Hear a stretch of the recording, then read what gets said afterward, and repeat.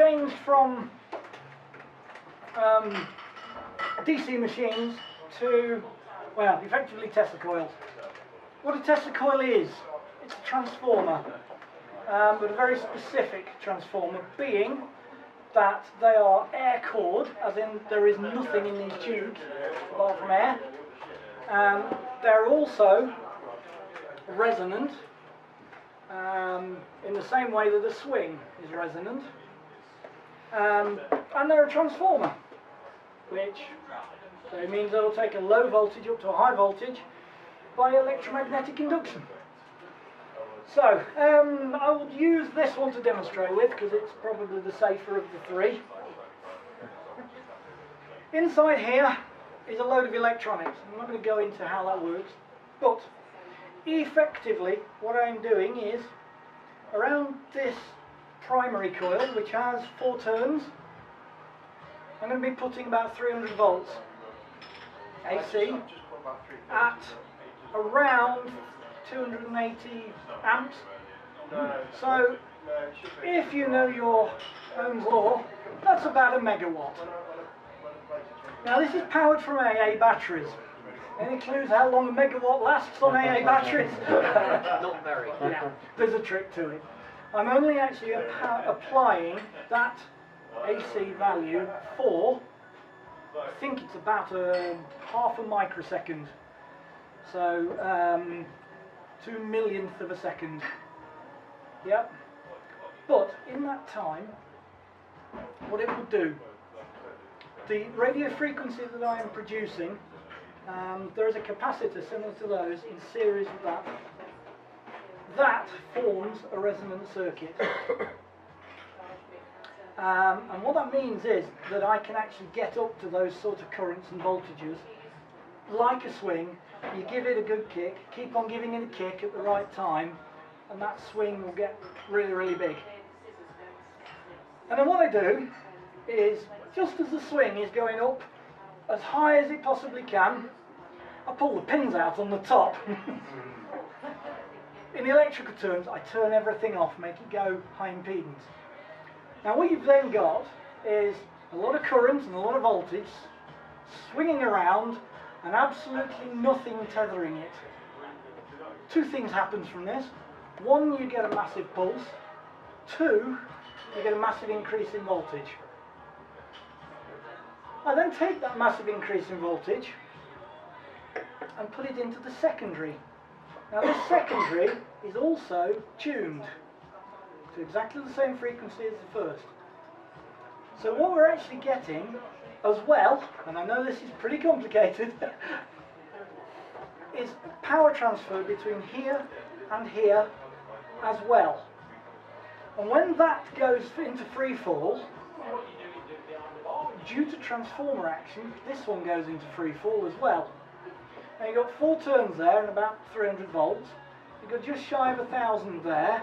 Plus you've got that multiplication factor of me removing the drive and making it go high impedance. So out of the top here, probably get 75 to 100,000 volts. Okay? Not bad from a set of AAs. So, as I said earlier on, DC electricity will jump, say, 3,000 volts for a millimetre. So 1 millimetre gap is 3,000 volts. So 70,000 volts will get you, what about that? Something like that. Okay. And I think this is running a little shy of maximum at the moment, but there you go. Now you can hear that. What you hear is the atmosphere moving out of the way, because suddenly it's got quite excited in an electrical sense. That causes a little, almost a sonic boom, which you hear. Yeah, and you can hear that just ticking away nicely. But we can do better than that. And the way we do better than that is by the application of a bit of physics and a bit of knowledge of lightning. When that happens, that piece of atmosphere that you can see is highly charged, what's called ionized. It also means it's conductive. And the good thing is that actually stays around in the atmosphere for probably 20-30 microseconds. So what we do is we sneak up behind it and stuff another one in there before it goes away. So what then happens is you've got that one there already. Rather than it starting from scratch again, it starts from the top and puts another one. It's not perfect, you don't quite get double, you get a degree of diminishing returns, but you can get almost twice the height. And of course somebody thought, okay, that's cool. What happens if we keep doing that? So we can keep growing that height. And that means from a relatively low voltage, and I can never remember the settings on this, there's a little LED down here that tells me what it's set to. And I always get it wrong. There we go. Now that was quite slow, and we're actually letting the ion channel fade away. But if so, I said we do it quite quickly, we can then get something a little more amusing. Now what you hear as that tone is exactly the same as you heard before, which is not just one in this time, but I think there's 32, one after the other. That gap you hear as a frequency, and I think that one's probably 1.5 kilohertz, something like that. So you hear it as a nice high-pitched little tone. I can't remember how I left this programmed. No, I didn't. Okay. This coil is programmed to do all sorts of stuff. Some good. Some bad. All good. This was actually the development for all of my electronic coils. And for the real geeks amongst you, yes, it's still on Veriboard. It's getting on for 10 years old. It actually has done more demos than I care to remember. And yeah, one day I'm going to rebuild it, but you know. But very good just for giving small demos. The other thing is, because it's on batteries, it is pretty much safe. The voltage across the top there, nowhere near, sorry, the current across the top there is nowhere near enough to give you any problems at all, as long as you're a healthy human. In fact, I've even electrocuted Dora Breen with this one. Well, he asked.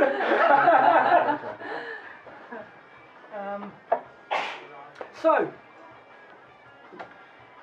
take that, and then we power that with mains. So we've got exactly the same as we've got there, powered by mains. Obviously we can put a bit more current into it to make the sparks brighter and louder. And I have had some problems with this, so I may have to stop the demo, which is a bit annoying. Another thing I'm going to utilise is that sound that you can hear. Obviously, if you do that at different frequencies, you can get notes out of it. Okay. So, now comes the other bit of safety stuff. Is there anybody in the room with cochlear implants, pacemakers, hearing aids? What? Make sure it's not set on loop. Okay. It's a bit annoying.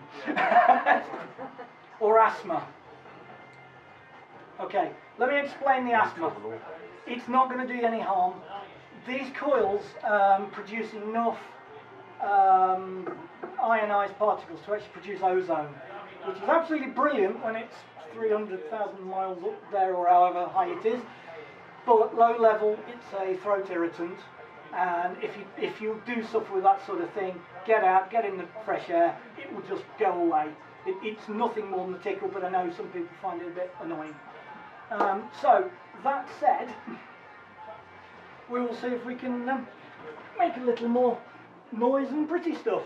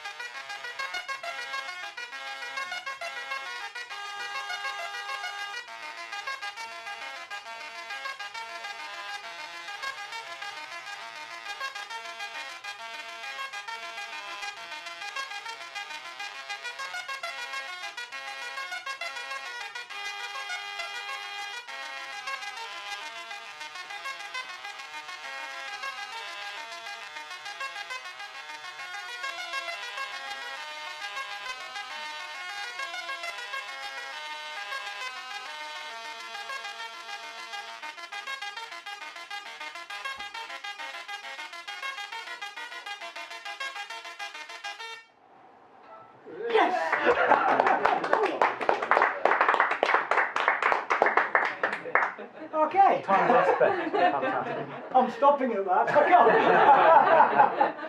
can't. I'll give you some background to that. When I knew I was coming here last week, I thought, oh, I'll just set this up. It'd been stored since about February. Set it up, started running. That one had got sparks coming out here, got sparks going up and down it. And you'll notice that one's a little less power than that because I'm a wuss. And I've been spraying it with varnish every night for a week to try and get rid of it. And it worked. So, that really ends everything I've got to tell you. But please ask questions. I'm open to anything, you know. Can I ask what you did just then? So your laptop was sending us a music signal, I guess. So. My laptop's actually really just a dumb terminal. If I take it right the way through from the laptop for the real geek, Please. the laptop is running with an RS-232 emulation program onto a fibre. The reason I use a fibre is twofold. One, USB tends not to like high voltage, and two, if anything ever goes wrong, I'd like to keep my laptop. That goes into a Pi Zero that's sat here. In the Pi Zero is software that I've written and also a collection of MIDI files that I can pick from and then choose 2 MIDI channels from that stream to send to each of the two, drivers that are here. The 2 drivers sitting on the I2C bus, they individually take frequency and power information from the Pi Zero, and then that codes into on-off bursts to give you the frequencies, the actual audio frequencies. So out of those will come a pulse, I don't know, a millisecond long to give you a kilohertz at a millisecond spacing. Yeah? That doesn't give you a kilohertz, that gives you half a kilohertz, but you get the idea. Then goes into a circuit that, and this is where it becomes really interesting, initially sends a pulse but at RF. That pulse is reflected by the coil and comes back, and then you monitor the current of that coming back. That you then send back to the coil, and you amplify it and send it back to the coil. That produces a tuned circuit and pulses at the same frequency that the primary and these capacitors are set at, which is also the same frequency that is a capacitor, believe it or not. Yes, you are the other plate of a capacitor, and that's plate 1. And that are set to that same resonant frequency. If I just let that run, it would destruct itself very, very quickly, because you're looking at a resonant circuit, it has almost 0 impedance when it's truly resonant.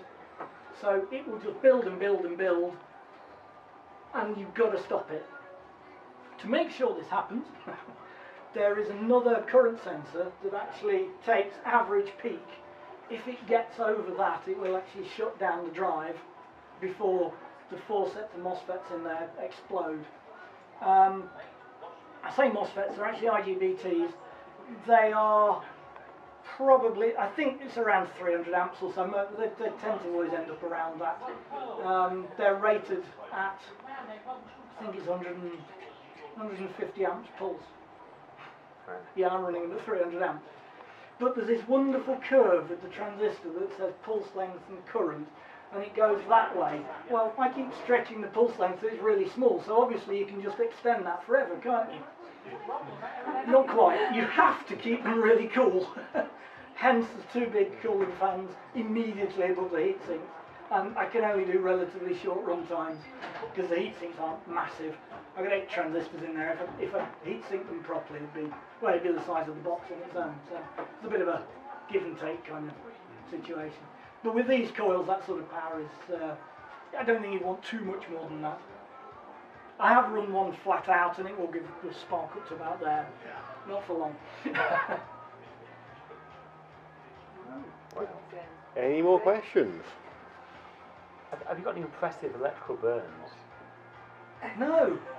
Do you want some? The night's young, I mean, that's disappointing. Okay. Yeah, one thing I was saying about RF burns, that they are one of the worst sort of burns you can get, because what happens is it burns your skin and then it cauterizes all the skin all the way around it, which leaves an open wound that will never heal. So the only way to actually sort that is to then cut more skin away. Sorry if you're drinking or eating. Yeah, they're really nasty, and they go full thickness very, very quickly, because unlike with heat, your skin goes all crispy, but the crispy skin's actually quite a good insulator of heat. With a spark, it goes straight through the crispy skin into the good stuff underneath and keeps going, and you can get very, very nasty burns from RF. And yeah, I have had some nasty burns from RF, usually by accident. Yeah. The biggest, yeah. Describe the rest of the situation. No comment. The big problem is, as I was saying, with this being one plate of a capacitor and you being the other, when I'm doing demos with really powerful coils, I tend to forget, and I'm usually reminded pretty rapidly, that I'm the other plate of that capacitor. So if I'm standing close, hold that a minute, will you? Don't worry. Not going to help me much. If I'm standing close, I'm only going to use this one because it's moderately safe.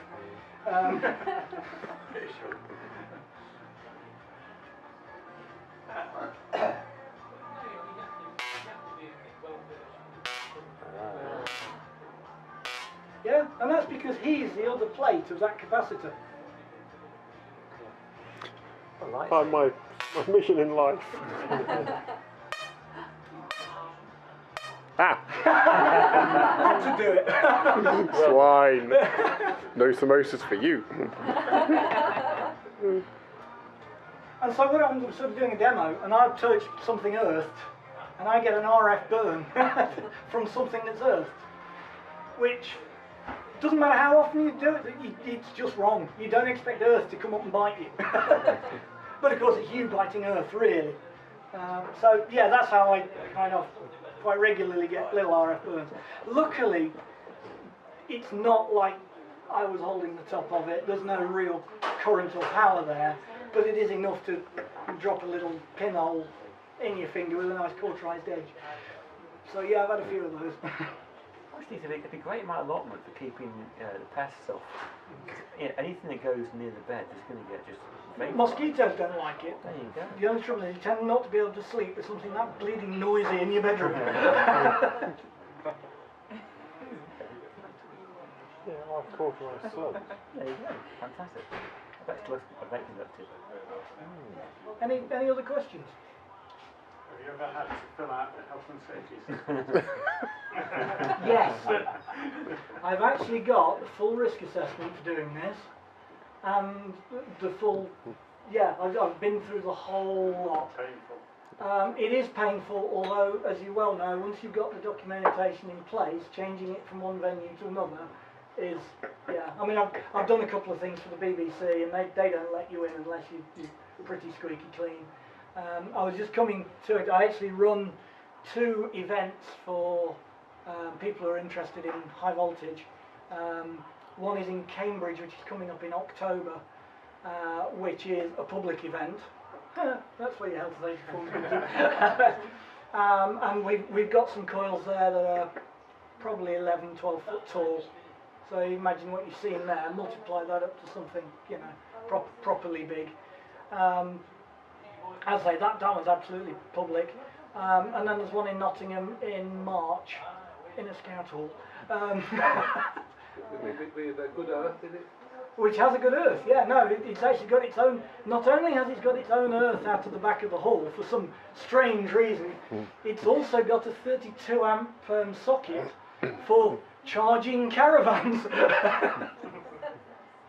Are these strange caravans with like big tin foil lids on them? Yeah, those and are the lots ones, of yeah, light? they're sort of vertical caravans, yeah. And so that's next March, and you're very welcome.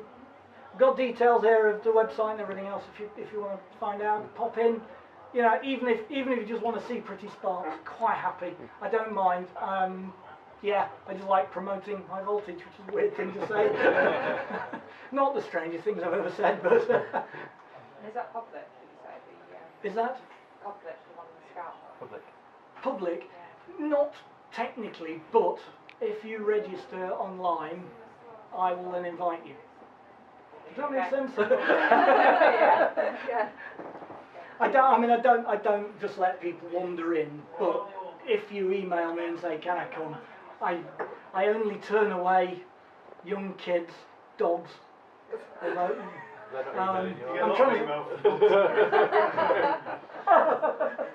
I'm not answering that on the grounds I'm going to incriminate myself. Oh, you mean the Barkey variety? Well, I did. No, I've had, you know, can I bring my 3-year-old? No. Why? Because. But I mean, in general, the only thing I do say is no pacemakers, no cochlear implants. Everything else we can deal with, but those two things are a massive health risk for the people doing it. If I explain the two actual risks, the pacemaker has nothing to do with getting electric shock. You imagine that you've got a coil 300 amps of this size, you then get something that's 11 foot tall with a primary that's about that diameter, taking 32 amps from the mains. The electromagnetic field that it creates is huge, and it has never happened. Personally, I think it is highly unlikely to affect a pacemaker, but hey, I ain't making that choice. I have heard evidence of a coiler that got a pacemaker that if you got too close felt it kick in. I don't know how true that is. Again, I'm not risking it. Cochlear implants are actually even worse because the little probes that go into the nerves tend to attach to them fairly loosely, and any electrical interference can cause severe pain. And I know that to be true, so that's a definite no-no. The other things I mentioned, obviously asthma tends to go away, yeah, certainly with my voice, so to speak. Asthma is, yeah, just get out, get some fresh air, most people come back in. I've never had that cause an issue other than a mild irritation. Funny story, it was one place, we were doing a new venue, and it was actually a steampunk convention. We got invited, and I didn't do the safety talk. A colleague of mine did the talk from my notes. So he stood up and said, right, is there anybody here who has implants? If so, I'm afraid they have to move to the Black Sun.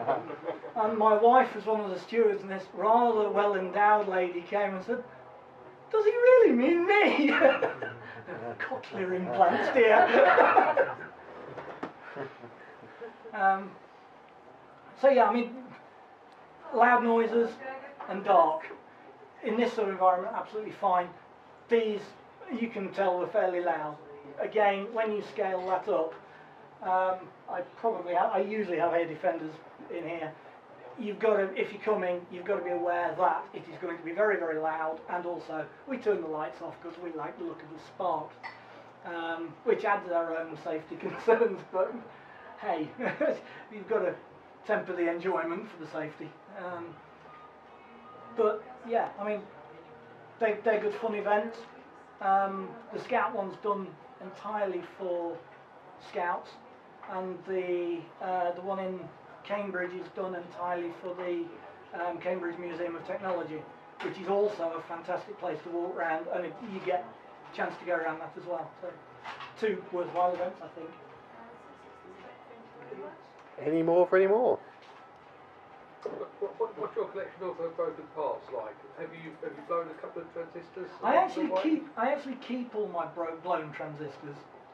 I suppose one day I ought to try and go and put them on something from end to end to prove. I mean, I've been doing this electronics-wise probably for about 16 years, and I have a box of transistors that is about that size, and I think it's full to the top at the moment.